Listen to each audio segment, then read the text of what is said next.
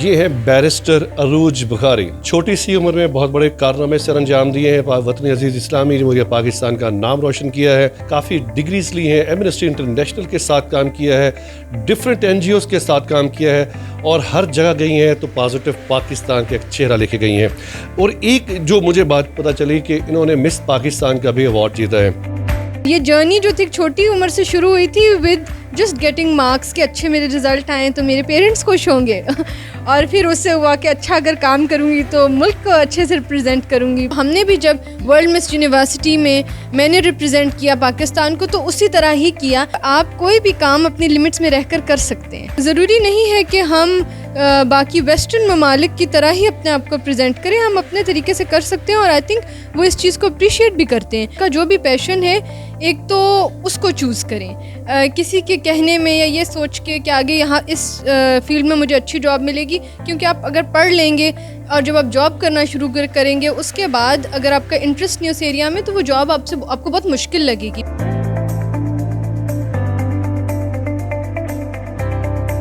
بسم اللہ الرحمن الرحیم. ناظرین اکرام السلام علیکم, میں ہوں وسیم ہاشمی. آپ دیکھ رہے ہیں نیوز الرٹ ایکسکلوسیو, اور آج کی ایکسکلوسیو گیسٹ ہماری مہمان یہ ہیں بیرسٹر عروج بخاری. آئیے ان سے بات کرتے ہیں اور مزید جو وہ کہتے ہیں نا انکشافات انہی کی زبانی سنتے ہیں. السلام علیکم. وعلیکم السلام. سب سے پہلے جو دیکھنے والوں کو عروج بخاری کی کہانی اپنی زبانی سنائے تو وہ زیادہ بہتر ہے.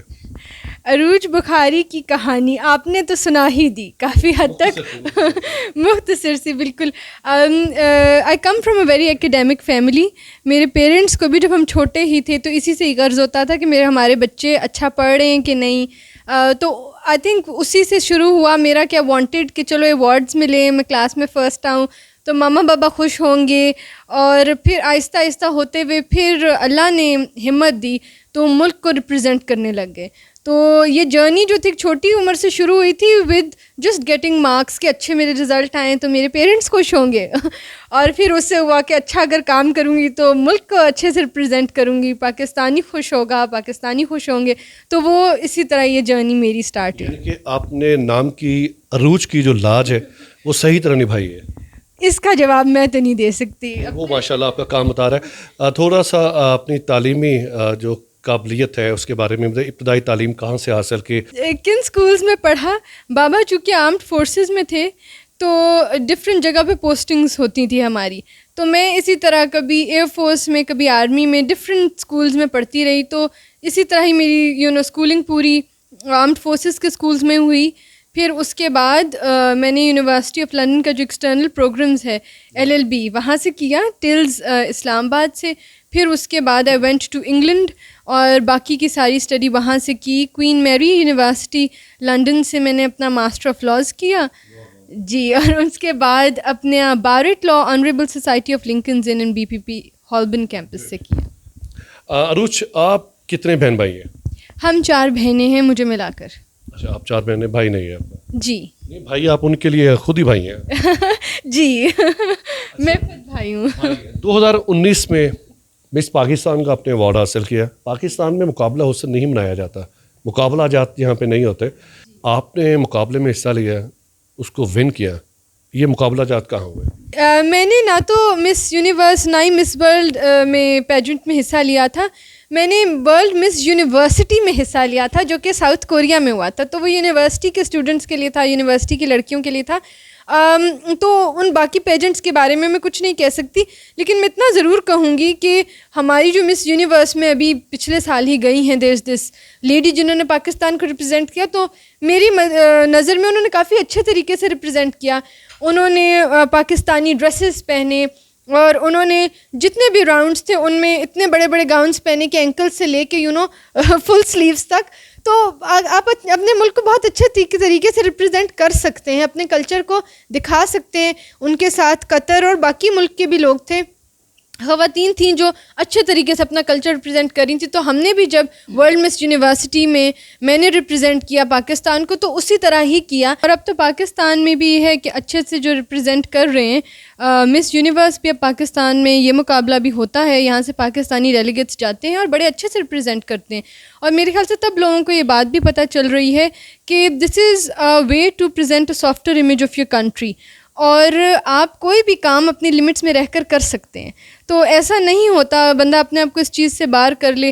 سعودی عربیہ, قطر, جی مڈل ایسٹ, دبئی, ان کے لوگ جا رہے ہیں اور یہ کمپٹیشن میں حصہ لیتے ہیں. تو ضروری نہیں ہے کہ ہم باقی ویسٹرن ممالک کی طرح ہی اپنے آپ کو پریزنٹ کریں. ہم اپنے طریقے سے کر سکتے ہیں اور آئی تھنک وہ اس چیز کو اپریشیٹ بھی کرتے ہیں کیونکہ آپ اپنا کلچر دکھا رہے ہیں, آپ اپنی ریالٹی دکھا رہے ہیں. تو جو پاکستان میں لباس نہیں پہنا جاتا وہاں پہ بھی نہیں پہنتے. میں نے ورلڈ مس یونیورسٹی کیا کوریا میں, تو وہاں پہ تو ہمارے 3 فورمز تھے. ایک تھا اکنامک فورم جس میں ہم ورلڈ اکانومی پہ بات کر رہے تھے اور یہ UN کے جو آسپسز ہیں ان پر بیسڈ تھا یہ.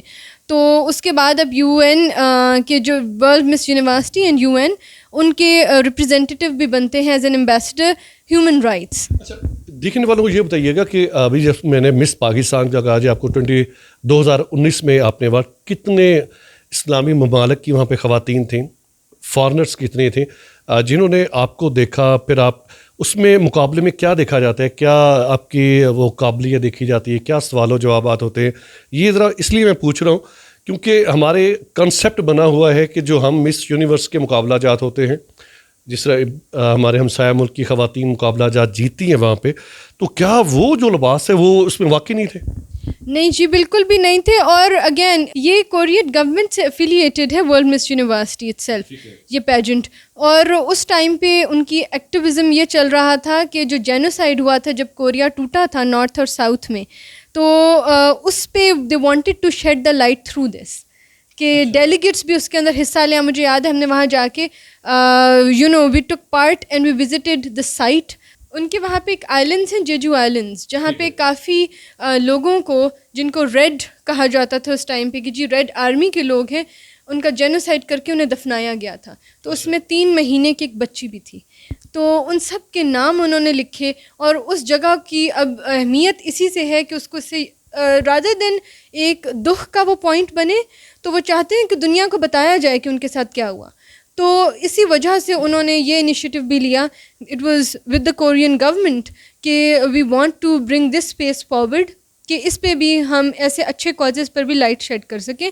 تو through pageants you can do really good work. اب آپ نے پوچھا کہ کتنے وہاں پہ مسلمان ممالک کے لوگ تھے, کافی اسلامی ممالک کے تھے, مطلب 5 سے 6 کے قریب تھے.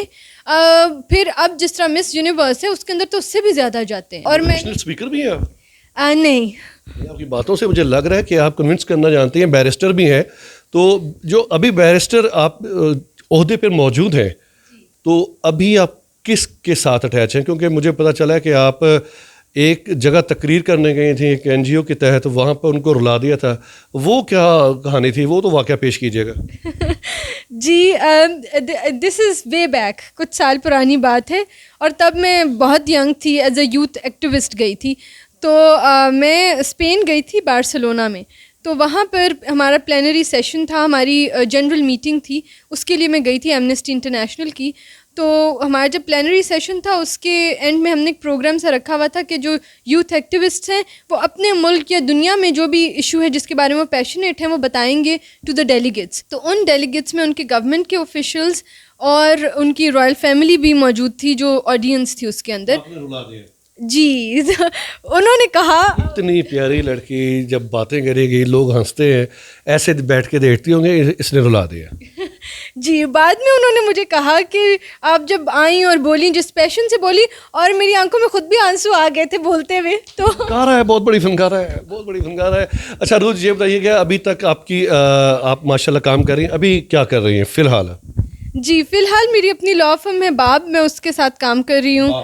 جی باب لیگل کے نام سے, بیرسٹر عروج بخاری باب, اور اردو میں بھی اس کا بڑا خوبصورت سا معنی ہے یعنی کہ دروازہ.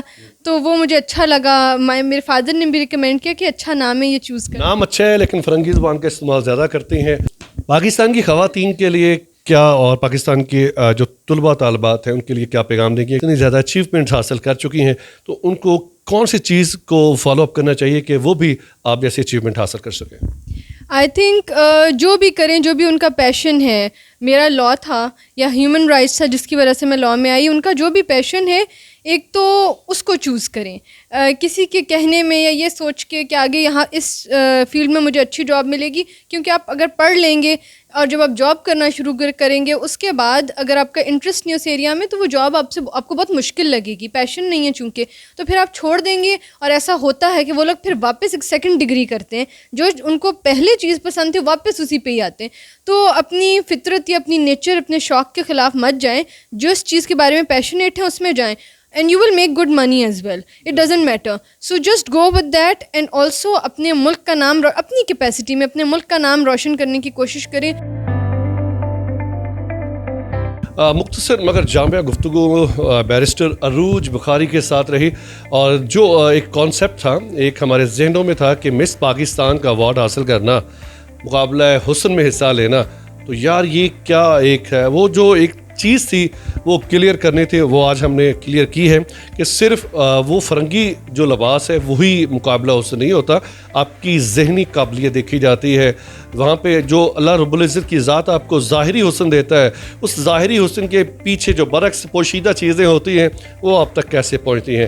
پروگرام کے بارے میں اپنی رائے کا اظہار لازمی کیجیے گا. کیمرہ مین ابن بطوطہ کے ساتھ وسیم ہاشمی، راولپنڈی.